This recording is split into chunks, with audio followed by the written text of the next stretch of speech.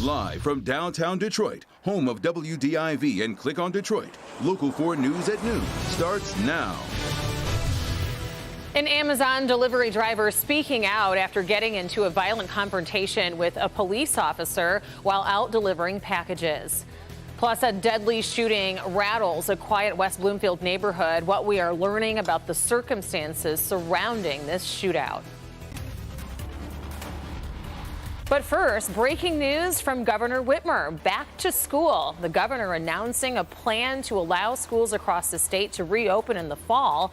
What it entails. And that does top our news this noon. Thank you so much for joining us. I'm Rhonda Walker. Schools will be allowed to resume in-person learning within phase 4 of the state's reopening plan under strict health and safety guidelines. Districts, students, staff, and families must be nimble, and we've got to be prepared to move backwards if there is evidence of community spread of the virus. While we hope soon to be in phase 5 and stay there until post-pandemic, we've got to be prepared for spikes that might occur over the next school year. Public health conditions change daily, and we're going to need to be prepared to move quickly between scenarios. She has a 25-person team of experts in the Learn Advisory Council, and the governor says that the requirements for schools to reopen is what they are working to compile and will be releasing on June 30th. We'll have that for you on clickondetroit.com. She also said that the coronavirus state of emergency will continue through July. Governor Whitmer also issued a proclamation declaring June 19th as Juneteenth Celebration Day all across the state. Juneteenth commemorates the day in 1865 when slavery was abolished in the United States. The other big story at noon, the search for answers after a shooting in a quiet West Bloomfield neighborhood early this morning. We know that one person was killed and that 2 others were hurt. This is a look at the scene where police investigators say that neighbors heard gunshots. They called 911 around 1 o'clock in the morning.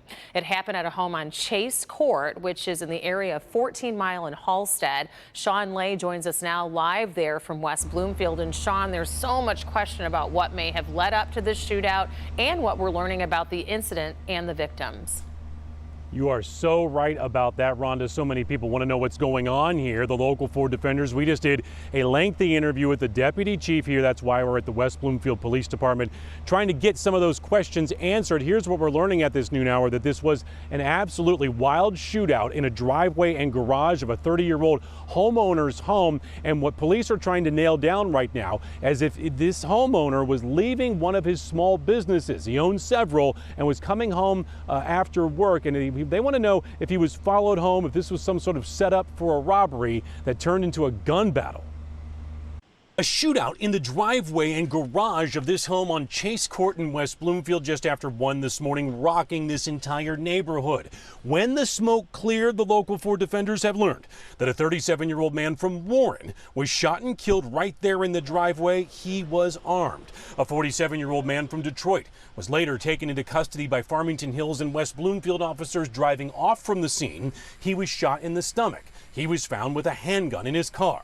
The homeowner, a 30-year-old local business owner, was also shot multiple times but survived the shooting. That homeowner calling 911, saying he had been shot several times and that he believed he shot someone else. The defenders learning that homeowner was arriving home from work from one of his businesses, was possibly followed by the 2 men in a black Dodge Charger, and as the homeowner got out of his car in the garage, he was confronted by those 2 men, and that shootout went down. Neighbors here are in shock. Yeah, I don't know what caused it. You know, you wonder, 1:30 in the morning, people should be sleeping or whatever. I don't know if it was a home break-in or if a guy had come home after work or what. I have no idea what happened. Here is the latest at this noon hour. The 30-year-old homeowner was hit 2 to 3 times by gunshots, but only hit him in the arms and legs. So he's in the hospital, but we're told he is certainly cooperating, talking to investigators, and will survive. The 47-year-old from Detroit, who was found in that black Charger driving away, he had a gunshot wound, a through-and-through wound to his stomach. He has already been treated and released into custody. He's here right now at the West Bloomfield Police Department. Coming up, Rhonda, we talked a lot to police today about what kind of evidence they are finding at that house. We'll have much more on that starting at 5 o'clock. We're live now in West West Bloomfield, Sean Lay, Local 4 Defenders. Back to you. Boy, that is quite the scene and quite the story, Sean. Thank you. We also have new information. At around the same time at 1 o'clock in the morning, a triple shooting was unfolding in Inkster. Michigan State Police responded to reports of shot fired shortly after 1 o'clock in the morning at a home on Glenwood near Middle Belt and Avondale. They found 3 people shot at the scene. Troopers say that one of the victims died. The other 2 are in the hospital, and there is no word yet on their conditions. It is not yet known who fired the shots and what led up to that shooting. Detroit police tell Local 4 that they made one arrest in the fatal shooting of a 14-year-old boy on the city's west side overnight. They say that a 22-year-old female relative allegedly shot the boy inside of a home on Metatol near I-96 between Greenfield and the Southfield Freeway. He died at the hospital. The 22-year-old woman is now in custody. Police are investigating. And we have more breaking news this noon. Michigan's largest healthcare system may be merging with one of the biggest healthcare systems in the country. We're talking about Beaumont Health, announcing today that it is exploring a partnership with Advocate Aurora Health. We're not closing any of our hospitals or reducing our services here in Michigan. Again, the transaction we believe will enable us to expand in Michigan, not to contract. We're not selling any assets. There's no money changing hands.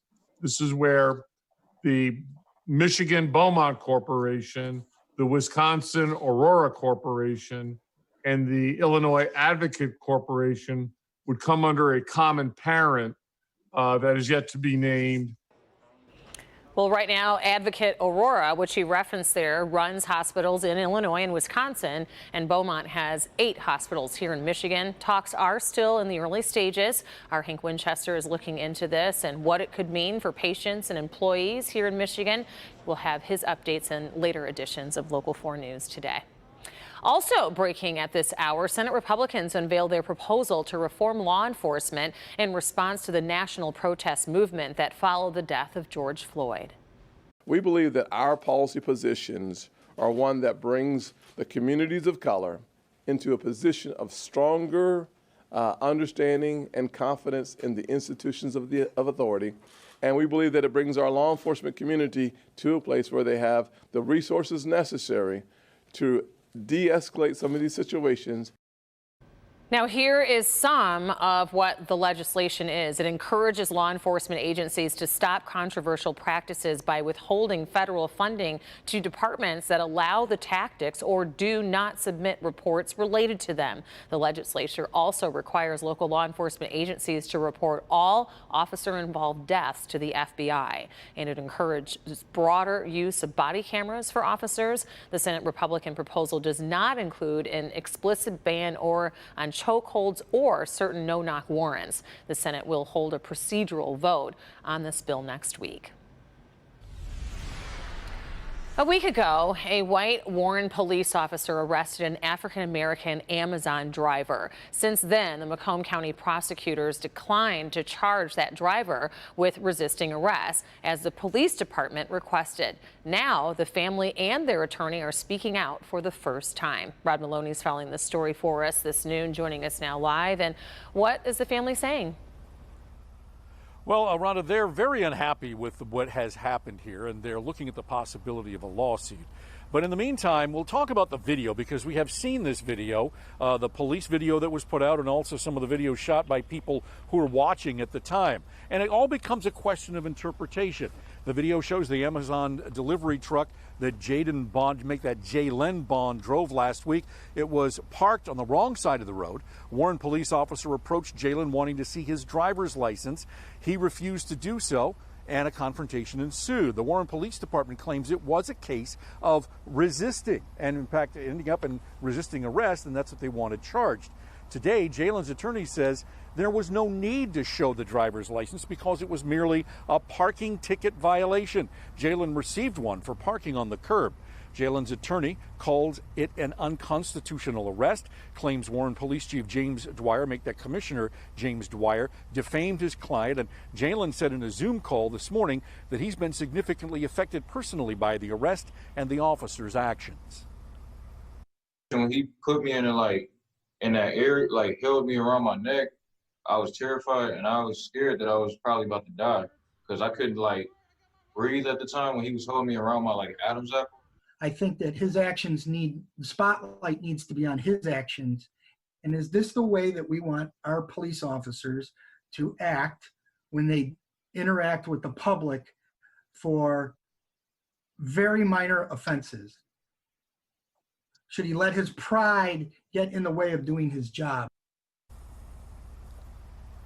Now, that was Don Andrews, and he called on Commissioner Dwyer to resign, saying he doesn't have control over his police department. And he's weighing options as to whether to file a lawsuit. In the meantime, I got on the phone, talked to Commissioner Dwyer. He told me that he does have control over his police department and that he is not going to resign and feels that his department is doing a good job and that it has done a significantly better job since he took over the department. We'll have more coming up on Local 4 News at 5. Reporting live, Rod Maloney, Local 4. All right, Rod, thank you. We do want to check in with Brandon because we could see all the sunshine shining brightly out there on our reporters reporting live. And as we know, Brandon Rue reports live from Grosse Pointe Woods. So we take a look at the sky cam in Detroit. How's it looking over there? Good afternoon. Well, the front porch studio is well lit. Good afternoon, Rhonda. I don't mind waiting a bit in the newscast as long as I get to bask in the old sun. It is warm, but still comfortable, at least comfortable enough. It's not like we're humidity free, but just don't have enough to make it uncomfortable. And that's A-OK. 77 right now, Ann Arbor, Pontiac, and Adrian. It's 79 at Metro Airport. We'll see highs around 85 degrees today. Another great day, a wonderful Wednesday. We had magnificent Monday, terrific Tuesday, wonderful Wednesday. It's just that easy. It's great boating weather today. Chop is less than a foot easily on the big lakes with a little east-southeast breeze. Not much really going on there. We are tracking a little bit of trouble for Father's Day weekend as we get closer to Dad's Day, Rhonda, and we will feature that coming up.